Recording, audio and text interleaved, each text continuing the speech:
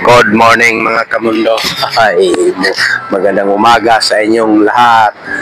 Ang pag-usapan natin ngayon tungkol sa mga kandidato na sobrang talino mangloko ng Pilipino. Unahin natin ngayon si Money Admin. It's siya doon na kahit gaano man kalawak, kalaki, kadami ang iyong pera, gaano man kalawak ang iyong lupain sa mundo, hindi na yan madadala pag namatay kayo.